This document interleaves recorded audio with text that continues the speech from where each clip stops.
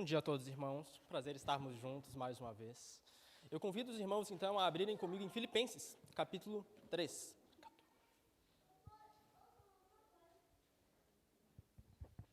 Filipenses, capítulo 3.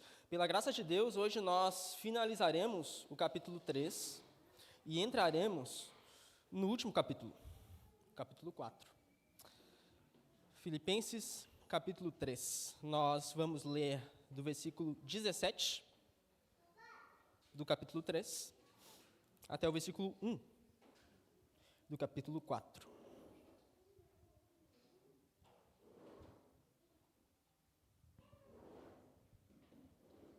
Filipenses 3, versículo 17.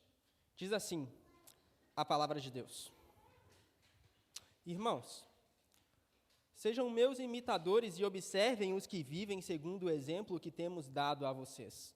Pois muitos andam entre nós, dos quais repetidas vezes eu lhes dizia, e agora digo, até chorando, que são inimigos da cruz de Cristo. O destino deles é a perdição, o Deus deles é o ventre, e a glória deles está naquilo de que deviam se envergonhar, visto que só pensam nas coisas terrenas.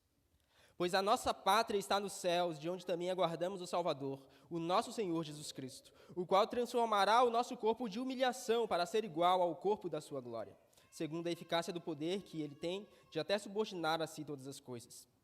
Portanto, meus amados irmãos, de quem tenho muita saudade, vocês que são a minha alegria e coroa, sim, meus amados, permaneçam deste modo, firmes no Senhor. Vamos orar? Senhor, estamos diante da Tua palavra, inspirada por Ti, para a nossa instrução e edificação. E Te pedimos, toca as nossas almas, desperta os nossos corações, livra-nos coração de pedra, dá-nos coração de carne, disposto a ouvir a Tua voz e a contemplar a Tua glória na face de Jesus Cristo. Portanto, que possamos Te ouvir e que, à medida que fazemos, possamos estar cada vez mais próximos de Ti e sermos mais parecidos com Jesus. No nome de Cristo. Amém e amém. Irmãos, Filipos era uma colônia romana. Nós já vimos isso aqui nas nossas exposições anteriores. E, por ser uma colônia romana, isso trazia muitas dores aos filipenses. Porque uma colônia romana, ela era caracterizada também por ser muito forte no que diz respeito ao culto ao imperador. O culto ao imperador era extremamente forte na cidade de Filipenses, ou melhor, de Filipos. E os filipenses, por conseguinte, sofriam por conta disso. Sofriam porque muitas vezes eles eram, inclusive, forçados a, de fato, adorarem o imperador. E quando não faziam, eles sofriam sanções econômicas, sanções físicas, sanções das mais diversas, com efeitos nos mais variados âmbitos. E os filipenses sofriam por conseguinte. Os cidadãos romanos, eles tinham muitos privilégios. E Filipos era, em grande parte, caracterizada por uma cidadania romana, visto que 100 anos antes de Paulo escrever essa carta que nós lemos hoje, a cidade de Filipos foi basicamente colonizada por alguns romanos. E grande parte das pessoas que moravam, nos tempos em que Paulo escreveu essa carta a Filipos, que moravam lá, eles eram filhos desses primeiros colonizadores romanos. E eles tinham muitos privilégios. Um cidadão romano gozava dos mais diversos privilégios, como, por exemplo, a fama, como, por exemplo, a privilégios jurídicos, como, por exemplo, a privilégios nos mais diversos âmbitos, dentre os quais o econômico. Então, a cidadania romana, de fato, era muito valorizada e os filipenses tinham, em grande parte, essa cidadania. Porém, Paulo, a essa altura da carta, ele quer lembrar aos filipenses de que, perante a nossa cidadania celeste, perante a pátria celestial, perante a cidadania que nós temos enquanto filhos de Deus nos céus, a cidadania romana de nada vale. Perante a grandeza da glória de Cristo Jesus, que faz hoje cidadãos dos céus, a cidadania romana de nada vale. E Paulo, basicamente, ele pretende exortar os filipenses nesse contexto de sofrimento, nesse contexto de dor, de opressão, que a sua cidadania está nos céus. E, portanto, quando aqueles filipenses eles sofrem por conta de habitarem em uma cidade pagã e tomada pelo culto pagão, eles podiam ter bom ânimo, porque mesmo em meio ao sofrimento, Deus estava no controle. E, inclusive, Deus podia usar esse sofrimento para fortalecê-los ainda mais, para que, de fato, os seus olhos estivessem na pátria celeste. É por isso, então, que nós chegamos no tema, ou no ponto central, no cerne da passagem que nós lemos hoje, que é: um cidadão do céu, ele é conhecido por imitar a Cristo e também por pensar nas coisas celestes. Essas são as duas características que nós veremos hoje e dividiremos em duas lições. A primeira lição é: um cidadão do céu é conhecido por imitar a Cristo. Irmãos, é impossível, basicamente impossível, imitar a Cristo, senão em uma comunidade. É impossível imitar a Cristo de uma maneira apropriada, senão andando junto uns dos outros. É por isso que a ênfase na unidade é uma ênfase tão grande, tão forte em toda a carta aos Filipenses. Essa é uma das principais ênfases das cartas e, por conseguinte, também das nossas mensagens. Paulo, de fato, ele está enfatizando que os filipenses precisam andar mais e mais unidos. Porque nós não somos chamados a vivermos como cavaleiros solitários vagando no deserto. Na verdade, quando igreja do Senhor, nós somos chamados a andarmos juntos uns dos outros, fortalecendo uns aos outros e sendo instrumentos de Deus para encorajarmos uns aos outros. É impossível imitarmos a Cristo de uma maneira apropriada, sem andarmos juntos, lado a lado, para a glória de Deus. Por isso, nós chegamos ao versículo 17, que nós lemos, que diz: Irmãos, sejam meus imitadores e observem os que vivem segundo o exemplo que temos dado a vocês. Quem escreve isso? O apóstolo Paulo.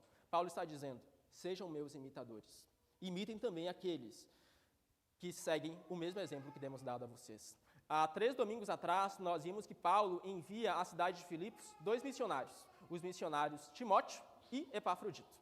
Esses missionários são pessoas enviadas aos filipenses para, de fato, serem tipos de Cristo, reflexos do Senhor Jesus, para que os filipenses possam olhar para eles, imitá-los, e imitando-os, imitarem o próprio Cristo.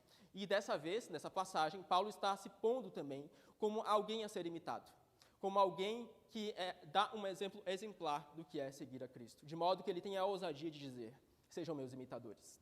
Vocês podem pensar a essa altura: será que Paulo não está sendo de fato prepotente? Porque como eu posso dizer para alguém: me imite, porque eu sou um bom exemplo para você? Será que eu não seria sendo orgulhoso ao dizer isso para uma comunidade de crentes? Será que o apóstolo Paulo também não tinha falhas e era alguém imperfeito? Como ele pode dizer: me imitem como eu imito a Cristo? Ou sigam o exemplo também dessas pessoas que seguem o mesmo exemplo que eu sigo? Será que Paulo, de fato, não estava sendo orgulhoso quando escrevia essas palavras?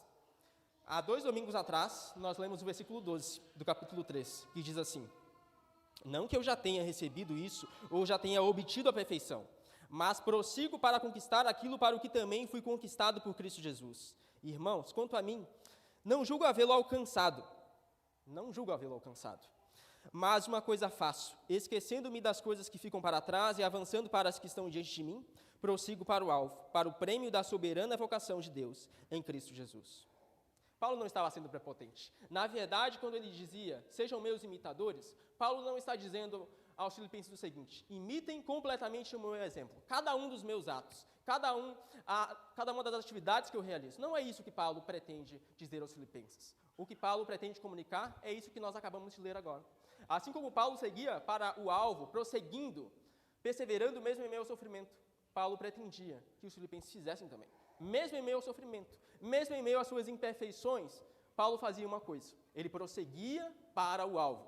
Então, quando Paulo diz: sejam meus imitadores, ele não está dizendo: filipenses, façam uma cópia de mim, façam tudo igual ao que eu faço. Não é isso que ele quer dizer. Ele está dizendo: filipenses, eu sou imperfeito, mas prossigam para o alvo, como eu tenho prosseguido também. E assim como Epafrodito e Timóteo, que também são exemplos, têm feito também. Nesse sentido, quando Paulo está dizendo que os filipenses devem imitá-lo, ele reconhece, sim, com certeza, as suas imperfeições, mas reconhece também que ele tem sido um exemplo para que os filipenses também possam prosseguir para o alvo. Essa é a exortação central, que prossigamos para o alvo, seguir a Cristo Jesus, mesmo em meio ao sofrimento. E no sofrimento isso acaba sendo, de fato, difícil. No meio do sofrimento, nós muitas vezes ficamos com a nossa vista embaçada, nós não conseguimos enxergar muito bem as coisas. Então é difícil prosseguir para o alvo. No meio do sofrimento, é como que nós muitas vezes estivéssemos andando num terreno cheio de nébula, cheio de neblina, e de fato é difícil enxergar as coisas em meio ao sofrimento. Mas Paulo está dizendo aos filipenses: filipenses, eu estou preso. E escrevo essa carta preso. Estou sofrendo, mas uma coisa eu faço: prossigo para o alvo.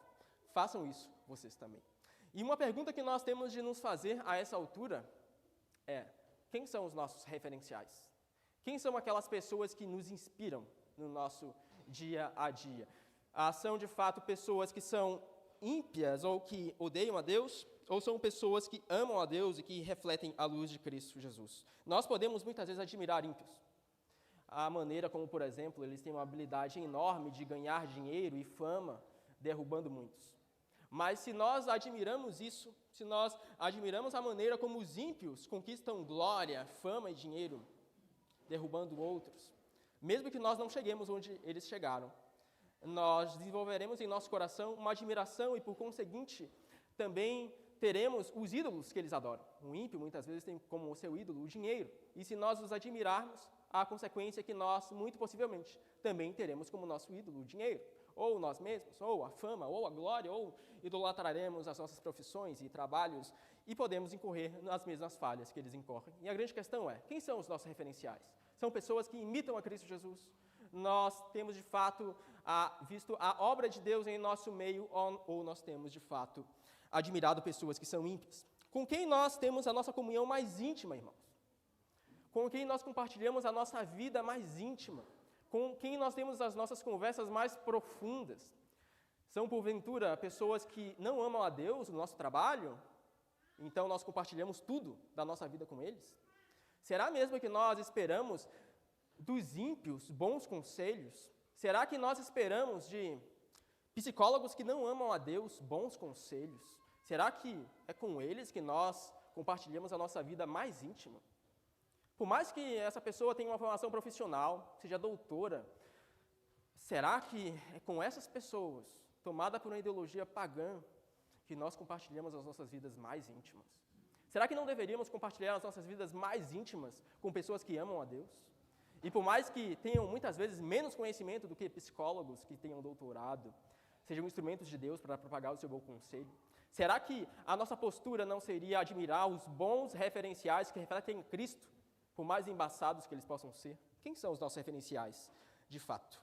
Havia um homem muito famoso que era um príncipe, e ele tinha muitas riquezas. Ele tinha fama, tinha glória, tinha, inclusive, muita sabedoria também. Tanta sabedoria que várias pessoas, dos mais diversos cantos do mundo, afluíam e vinham ouvi-lo falar, porque ele era muito sábio. E a sua sabedoria se expressou também em seu governo. Ele era um príncipe, filho do rei, que se tornou também um rei. O rei Salomão foi, de fato, um rei muito sábio, um rei cheio de sabedoria. E esse rei, ele percebeu um grande chamado de Deus, construir um templo ao Senhor. E ele construiu o templo de Salomão. Inclusive, na inauguração do seu templo, ele fez uma oração muito bela, e todos ficaram admirados e boquiabertos com a sua sabedoria ali expressa. Nessa altura, ele ouvia bons conselhos, vivia no meio de pessoas que adoravam a Deus e que amavam ao Senhor. Porém, à medida que ele alimentava o desejo por glória do seu coração, ele foi se afastando dos bons conselheiros de outrora e se aproximando de maus conselheiros. E à medida que ele se aproximava desses maus conselheiros, ele resolveu compartilhar a sua vida mais íntima com pessoas que não amavam a Deus, de modo a, inclusive, casar com mulheres que adoravam deuses pagãos. 1 Reis, capítulo 11, diz assim, apenas ouça: além da filha de Faraó, Salomão amou muitas mulheres estrangeiras, moabitas, amonitas, edomitas, sidônias e etéias, mulheres das nações de que o Senhor tinha dito aos filhos de Israel: não casem com elas, nem casem elas com vocês, pois perverteriam o coração de vocês para seguirem os seus deuses. A estas, Salomão se apegou pelo amor. Tinha 700 mulheres que eram princesas e 300 mulheres que eram concubinas. E as suas mulheres lhe perverteram o coração. Sendo já velho, suas mulheres lhe perverteram o coração para seguir outros deuses. E o coração dele não era fiel ao Senhor, seu Deus, como havia sido fiel o coração de Davi, seu pai. Veja, à medida que Salomão compartilhava a sua vida mais íntima com pessoas que não amavam a Deus, o seu coração foi pervertido. E ele deixou de adorar o único Deus verdadeiro para se prostrar perante ídolos. Isso não se aplica somente ao contexto matrimonial, se aplica também às nossas amizades. Com quais amigos, com quais pessoas nós temos partilhado da nossa vida mais íntima, das nossas preocupações mais profundas? São de fato pessoas que amam a Deus? Ou são de fato pessoas que não têm nenhum compromisso com a fé do Evangelho? Por isso a importância de uma igreja local. Porque é na igreja local que nós encontramos igrejas ou pessoas que amam a Deus, pessoas que estão dispostas a estarem prostradas perante o senhorio de Jesus. É na igreja local que Deus manifesta o seu bom conselho, e nós temos o dever de nos aproximarmos uns dos outros e andarmos juntos uns dos outros. Pois lembre-se, uma das ênfases fundamentais de Filipenses é unidade. E a unidade é fundamental para que possamos imitar a Cristo e sermos cidadãos do céu que refletem a glória de Deus. Irmãos, quando nós damos ouvidos aos conselhos dos ímpios, ao invés de darmos ouvidos ao conselho de Deus, nós nos tornamos inimigos da cruz de Cristo. Versículo 18. Pois muitos andam entre nós, dos quais repetidas vezes eu lhes dizia, e agora digo, até chorando, que são inimigos da cruz de Cristo. Esse versículo, eu diria, que é o versículo mais tenso da carta aos Filipenses. Quando Paulo dita esse versículo para o escriba, é possível que Paulo estivesse chorando à medida que ditava. É o que ele diz, ele escreve até chorando.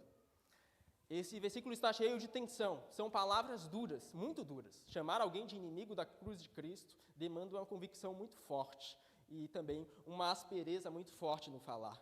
E desse modo também acaba sendo impossível transmitir o que Paulo quer dizer sem ter certa dureza. Paulo, de fato, está falando de inimigos da cruz de Cristo. E não são pessoas desconhecidas, são pessoas conhecidas. E é por isso que dói no coração do apóstolo Paulo. Não são pessoas que andam lá fora, são pessoas que andam aqui dentro. Não são pessoas que o povo de Deus não conhece, são pessoas que andam entre nós. É o que Paulo diz no versículo 18. Paulo está dizendo de pessoas que tiveram contato com o Evangelho. Paulo está falando de pessoas que ouviram as Escrituras. Paulo está falando de pessoas que conhecem o nome de Jesus, mas que de fato são inimigos da cruz de Cristo. Essas pessoas até podem aparecer em nosso meio, eventualmente, mas elas não têm um compromisso com o Evangelho. Essas pessoas até podem aparecer em nosso meio uma vez ou outra, mas de fato, elas não estão alicerçadas sobre a rocha que é Jesus Cristo. Elas de fato são inimigas da cruz de Jesus. Isso que Paulo diz é algo bastante duro. Essas pessoas são como nuvens sem água, como diria Judas, ou são como lobos vorazes, vestidos em pele de ovelha, como diria o próprio Senhor. São pessoas que têm uma aparência exterior, mas que por dentro são como sepulcros caiados. Eles até aparecem algo externamente, parecem ter uma aparência exterior de piedade, mas no fim das contas, as suas motivações são totalmente corrompidas. E lembre-se que o assunto das motivações é algo que o apóstolo Paulo vem desenvolvendo durante toda a carta. Nós abordamos esse assunto bastante aqui. Mas em nenhum outro momento na carta, o assunto das motivações tem um ápice tão grande quanto no versículo 18. Essas pessoas, do versículo 18, são as pessoas com motivações erradas por excelência. São pessoas que são totalmente pervertidas em seu coração. Elas até podem aparecer na igreja de Deus, mas o seu interesse é tão somente por embargar a obra do Senhor e fazer mal ao avanço do seu reino. Existe uma história bastante conhecida, dessa vez não uma história bíblica, mas uma história muito significante para nós entendermos o que Paulo quer dizer aqui. Conta-se a história de um homem que amava contemplar um lago. Essa era a sua atividade preferida. Ele amava fazer isso. Ele acordava pela manhã, saía de sua casa, abria a porta e ia para o lago. Então ele contemplava as ondas ali do lago. Ele se prostrava com seus joelhos no chão e olhava para o lago. Todas as pessoas que olhavam e viam aquele homem olhando para aquele lago, para aquele lugar, eles pensavam, bom, certamente esse homem tem alguma paixão muito grande por esse lago. Ele ama, de fato, estar ali. Provavelmente essa é a sua atividade preferida, porque ele deve gostar muito do lago. E aquele homem ficava ali, do nascer do dia até o pôr do sol. No próximo dia, ele fazia a mesma coisa, saía de sua casa e ia contemplar o lago. E o homem, que se chamava Narciso, morreu. E, quando morreu, no seu funeral, foram revelados alguns mistérios de seu coração, dentre os quais o mistério de que, quando o homem, na verdade, contemplava o lago, ele não estava contemplando o lago porque o amava, ele estava contemplando o lago porque amava ver a sua própria face refletida sobre a face das águas. Ele amava o lago de modo algum, mas ele amava a si mesmo e contemplar a sua própria face como refletida no espelho. Veja, ele parecia amar o lago, mas a sua motivação era corrompida, porque no fim das contas, ele amava a si mesmo. Do mesmo modo, nós podemos ter uma aparência externa de piedade, podemos aparentar amarmos a Cristo, mas por dentro, amarmos a nós mesmos. Podemos ter uma aparência exterior de piedade, atos exteriores de piedade, mas por dentro tão somente buscarmos a glória de nós mesmos. Essa é uma história bastante dura de se ouvir, mas é justamente a tensão que Paulo pretende transmitir do versículo 18. Existem pessoas que são inimigas da cruz de Cristo. E essas pessoas são justamente o oposto dos cidadãos dos céus. E Paulo diz, Filipenses, não sejam como essas pessoas, que são verdadeiros inimigos da cruz de Cristo. Sejam como pessoas que são cidadãos do reino de Deus e que imitam Cristo Jesus com toda a sua vida e com toda a sua alma. Porque Jesus Cristo é justamente o oposto de Narciso. Jesus Cristo é o rei de todo o universo, que se fez servo, que se esvaziou, que se humilhou, desceu às profundezas da terra para nos tirar de lá.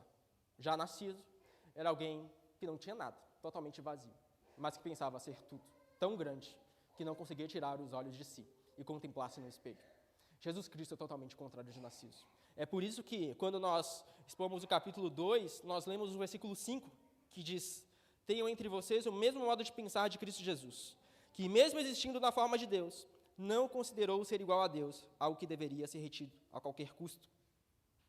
Pelo contrário, ele se esvaziou, assumindo a forma de servo, tornando-se semelhante aos seres humanos, e reconhecido em figura humana, ele se humilhou, tornando-se obediente até a morte, e morte de cruz. Ele se esvaziou, desceu às profundezas da terra, para que nós, criaturas das trevas, pudéssemos de fato ser trazidas à sua luz. E portanto, irmãos, a quem nós temos imitado? A Cristo Jesus, que sendo rei, se esvaziou e buscou tão somente a glória de Deus e a manifestação do seu poder? Ou nós temos mais sido como pessoas que refletem Narciso, contemplando a si mesmo, por mais que pareçam externamente contemplar a glória de Deus? De fato, quem tem sido os nossos referenciais? Nós temos contemplado a Cristo e imitado aqueles que imitam a Cristo e prosseguem para o alvo? Ou nós temos sido como um Salomão e enchido o nosso círculo social de pessoas que odeiam a Deus e que não amam sinceramente? Como nós somos caracterizados? Certamente, nós seremos caracterizados por aquelas pessoas que nós compartilhamos os nossos círculos mais íntimos. É muito possível que você tenha muitos traços parecidos com a pessoa com que você compartilha o seu círculo, as suas coisas mais íntimas. E, portanto, a quem nós temos imitado? Com quem nós nos parecemos? Com Cristo? Com Narciso? Quem são os nossos referenciais? E isso não significa, e aqui vale o parêntese, que nós não devamos andar com ímpios. Na verdade, é impossível não andar com ímpios, e até é importante que nós andemos com eles, para que nós possamos proclamar o Evangelho de Deus, para que nós possamos manifestar o bom aroma de Cristo Jesus, para que nós possamos celebrar a glória de Deus e sermos instrumentos dele no avanço do seu reino. Contudo, andar com ímpios, ter contato com ímpios é uma coisa. Compartilhar da sua vida mais íntima com ímpios é outra coisa totalmente distinta. São duas coisas completamente diferentes. Portanto, a primeira lição é: um cidadão do reino de Deus é conhecido por imitar a Cristo, porque ele imita aqueles que o imitam também. A segunda lição que nós podemos extrair desse texto é: o cidadão do reino de Deus é conhecido por pensar nas coisas celestes. Esse tópico nós ainda abordaremos mais nas próximas pregações, mas Paulo já começa a desenvolvê-lo aqui. Irmãos, um cidadão do reino de Deus, ele pensa nas coisas celestes porque ele almeja a recompensa celestial. Versículo 20: pois a nossa pátria está nos céus, de onde também aguardamos o Salvador, o Senhor Jesus Cristo, o qual transformará o nosso corpo de humilhação para ser igual ao corpo da sua glória, segundo a eficácia do poder que ele tem, de até subordinar a si todas as coisas. Em meio ao sofrimento, Paulo queria lembrar aos filipenses que a sua pátria está nos céus, e que, portanto, eles podiam ter bom ânimo, pois por mais que sofressem nessa vida, por mais que tenham de abdicar muitas coisas, de muitas posses, de muitos bens, a sua pátria, a sua recompensa, não é nessa terra, é no mundo por vir. Não se pode ver já nesse mundo, mas é no mundo vindouro. Não é no agora, mas no ainda não.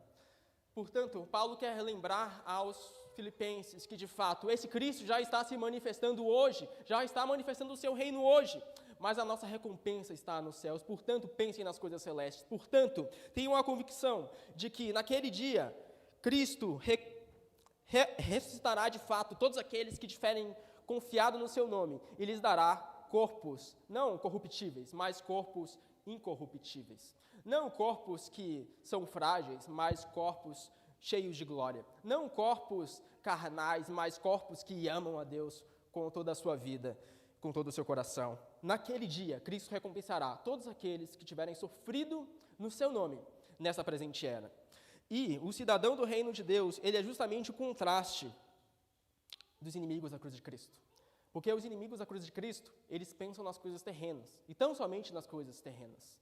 Nós pulamos do versículo 18 para o versículo 20, mas volte para o 19. Diz assim: o destino deles é a perdição, o Deus deles é o ventre, e a glória deles está naquilo do que deviam se envergonhar, visto que só pensam nas coisas terrenas. Os inimigos da cruz de Cristo só conseguem pensar nas coisas terrenas, porque a sua mente é carnal. Eles não conseguem enxergar nada além do que se pode ver. Eles são enganados pelas aparências das coisas e, portanto, são levados pela impiedade e pela trivialidade do mundo que nós vivemos. E, portanto, eles são carnais. E a sua recompensa, o seu destino, no início do versículo 19, o destino deles é a perdição.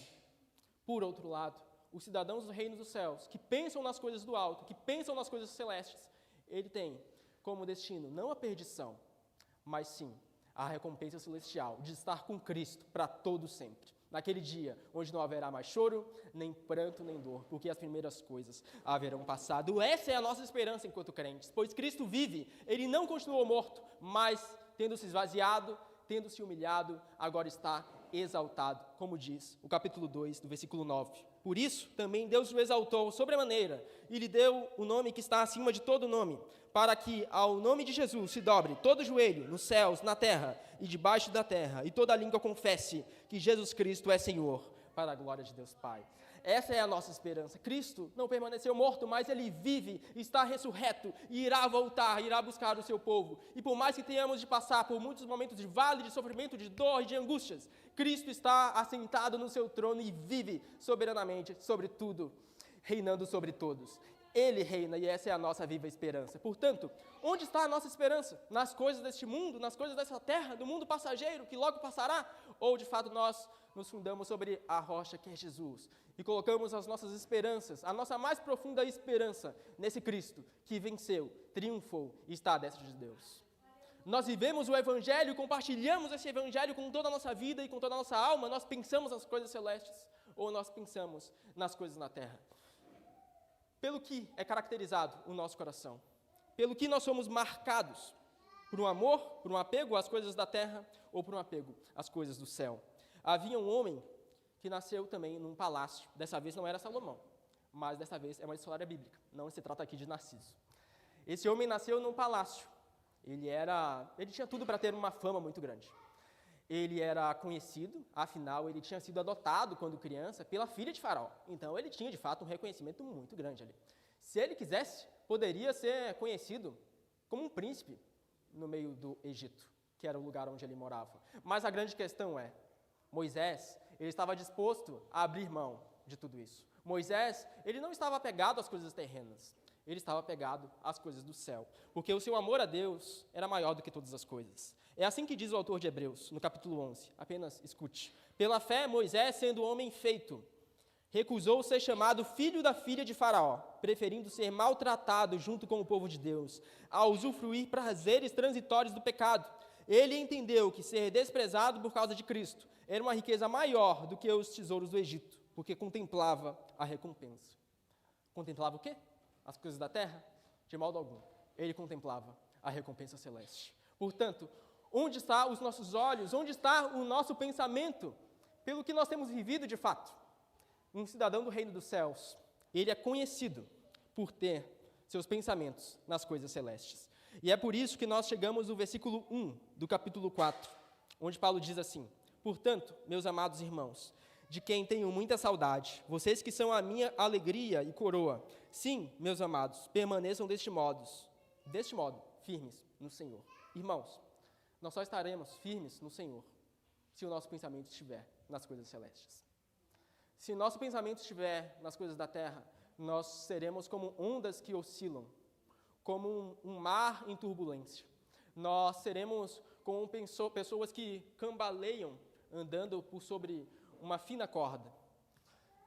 Mas se nosso pensamento estiver em Cristo Jesus, alicerçado sobre a rocha, que é o nosso Senhor, então nós poderemos perseverar firmes, mesmo quando a tempestade bater na porta, Mesmo quando o vendaval quiser destruir todas as janelas, mesmo quando o chão ao nosso redor parecer desabar, mesmo quando todas as estruturas e paredes ao nosso redor parecerem ruir ao chão, mesmo nesses momentos assim, nós poderemos perseverar, porque a nossa esperança não estará alicerçada nas coisas triviais dessa vida, mas estará, sim, alicerçada nas coisas do céu, no Cristo que venceu, que ressurreto está e virá mais uma vez para julgar os vivos e os mortos. É por isso que o cidadão dos céus, ele certamente é conhecido por pensar nas coisas celestes. Aqui vale algumas aplicações finais. Eu posso ouvir na mente de vocês algumas perguntas. Suponho que talvez você se pergunte o que fazer com alguém que é inimigo da cruz de Jesus? O que fazer com alguém que está no meio do povo de Deus, mas que é inimigo da cruz de Cristo? Qual o nosso papel enquanto igreja do Senhor perante essas pessoas que são inimigas da cruz de Jesus? Têm uma aparência exterior, mas que por dentro são totalmente corrompidas. Qual o nosso papel enquanto povo de Deus? Qual é a nossa função? Os discípulos fizeram a mesma pergunta a Jesus uma vez, e Jesus respondeu com uma parábola. Jesus disse assim, ele falou que havia um fazendeiro que lançou algumas sementes no seu campo. E esse fazendeiro teve o cuidado de observar aquelas sementes e selecioná-las muito bem. Esse homem, que era dono de um grande campo, ele selecionou tão bem essa semente a ponto de se certificar que todas as sementes fossem de fato sementes de trigo. E ele saiu para semear boas sementes no seu campo. E semeou ali sementes de trigo. Porém, tendo feito seu trabalho, ele foi descansar. E enquanto dormia à noite, um ladrão entrou no seu campo. Esse ladrão entrou e semeou más sementes no meio do campo daquele fazendeiro. Aquelas sementes não eram sementes de trigo, cuidadosamente selecionadas, como fez o fazendeiro. Eram sementes de joio. Eram sementes más. Sementes, de fato, eram ervas daninhas, que iriam prejudicar o crescimento do trigo. Eles eram muito parecidos com o trigo na sua fase inicial. Muito parecidos mesmo. Mas os servos daquele homem conseguiam identificar que, de fato, aquilo era joio. Aquilo era uma erva daninha. Aquilo não era o trigo. Então, Jesus disse assim,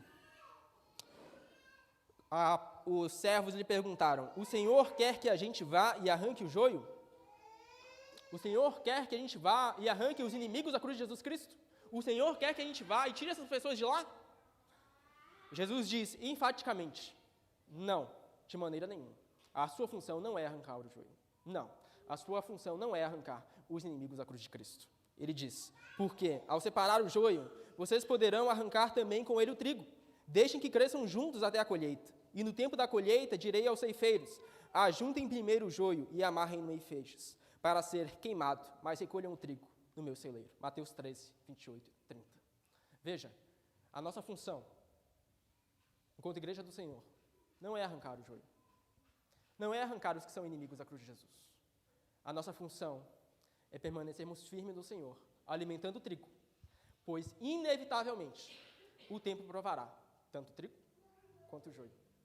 E, por mais que o joio seja muito semelhante ao trigo, na sua fase inicial, quando ele cresce, todos podem perceber a diferença. Mesmo que não perceberem, o ceifeiro naquele dia, e o ceifeiro é Cristo, naquele dia, ele separará o joio do trigo. Naquele dia, sim, Cristo tirará o joio do meio do trigo. A nossa função é simplesmente alimentar o trigo, aqueles que amam a Deus. Naturalmente, o joio irá crescer junto com o trigo, mas Deus os provará. E Deus utilizará muitas vezes do tempo para também os provar. E a nossa função é descansar nesse Deus que conhece cada um dos nossos corações, que sonda cada uma das nossas motivações, que sabe o que nós buscamos no íntimo do nosso ser. Deus conhece. Por mais que o nosso próximo não possa olhar para dentro de nós e ver quais são elas, Deus conhece cada uma das nossas motivações. E, portanto, o que nos motiva? Nos motiva a glória de Deus ou nos motiva a glória de nós mesmos? Uma segunda pergunta que talvez possa ser feita é: pensar nas coisas celestiais não nos fará alheios, distantes do mundo em que vivemos? Não viveremos como pessoas que vivem muito longe da realidade? Afinal, estaremos pensando nas coisas celestiais, certo? Não estaremos assim muito longe da nossa realidade? Irmãos, certamente não. Porque à medida que nós colocamos a nossa mente o nosso coração nas coisas dos céus, nós podemos ver as coisas no mundo que nós vivemos de um modo muito mais real do que o modo como o pecado enxerga. Na verdade, pensar nas coisas terrenas nos faz enxergar a realidade de um modo distorcido. Pensar nas coisas da terra e almejá-las mais do que tudo, almejar os prazeres e alimentar os desejos deste mundo mais do que tudo, nos faz enxergar a realidade totalmente embaçada, totalmente como não é. Mas pensar nas coisas do céu, almejar a glória de Deus, corrige o nosso coração, corrige a nossa visão, alimenta o nosso espírito e fortalece a nossa alma. E desse modo, nós podemos ter uma postura santa em todas as áreas onde nós viermos a nos envolver. Isso impactará o nosso trabalho à medida que nós saberemos que, apesar de estarmos servindo aqui, nossa mente está nos céus. À medida que nós compreendemos que, inclusive, o nosso trabalho aqui é feito para a glória de Deus. À medida que nós compreendemos que tudo que nós fazemos aqui deve visar a recompensa celeste. Isso mudará completamente o modo como nós enxergamos o trabalho, como nós enxergamos o estudo, como enxergamos as coisas que fazemos nessa terra. Isso mudará totalmente a nossa perspectiva e nos fará enxergar a realidade de um modo muito mais correto. Pois, no fim das contas, toda a realidade criada, ela foi feita para a glória de Deus. E sendo feita para a glória de Deus, ela só será vivida da maneira correta, quando nós buscarmos essa glória. Não a nossa própria glória, mas a glória do Deus Altíssimo. Portanto, imitar a Cristo é viver rumo ao alvo, sem olhar para trás. Viver rumo ao alvo, sem desanimar, sem desesperar, mas seguindo em frente, mesmo em meio aos sofrimentos. Imitar a Cristo é prosseguir, como Paulo prosseguia, como Timóteo prosseguia, como Epafrodito prosseguia. Imitar a Cristo é continuar, consciente de que esse Deus que começou a boa obra em nós, Ele vai completá-la até o dia de Cristo Jesus, como nós vimos na primeira pregação em Filipenses. Esse Deus vai cumprir a sua boa obra. Esse Deus que começou essa obra vai concluí-la. Eu citei 2 homens hoje que viviam em palácios, citei também Narciso, mas agora eu queria terminar citando uma mulher. Era uma mulher que vivia numa cidade muito conhecida da sua época. Era uma mulher amada por Deus. Na verdade, Deus não somente amava ela, como amava também o seu marido e toda a sua família. De modo que, sabendo Deus que aquela cidade onde aquela mulher estava seria destruída, Deus tratou logo de enviar anjos para que aquela mulher e sua família fossem tirados de lá. Aquela mulher, que era a mulher de Ló, o sobrinho de Abraão, ele, de fato, estava em Sodoma e Gomorra. Eles, de fato, estavam na cidade da destruição. Eles, de fato, estavam numa cidade que seria consumida por fogo e por enxofre. Estavam lá. Deus traria juízo sobre aquela cidade. E Deus envia seu anjo para tirar a mulher de Ló e para tirar toda a família da mulher de Ló de lá. Porém, Deus dá uma ordem, uma única ordem. Prossigam para o alvo. Essa é a única ordem que Ele dá. E o alvo era sair da cidade. Era seguir em frente, sem olhar para trás. Então Ele diz, prossigam para o alvo. Não olhem para trás. Não olhem para a cidade da destruição. Não olhem para aquilo que será destruído. Sigam em frente. Sigam para o lugar onde vocês encontrarão a salvação de vocês. Sigam em frente, corram, fujam daqui. Não olhem para trás. Mas o texto diz, em Gênesis 19, o seguinte: Então o Senhor fez chover enxofre e fogo sobre Sodoma e Gomorra. Isso veio da parte do Senhor, desde os céus. Ele destruiu aquelas cidades e toda a campina, e todos os moradores das cidades, e o que nascia na terra. E a mulher de Ló olhou para trás e virou uma estátua de sal. A mulher de Ló não prosseguiu para o alvo, mas olhou para trás.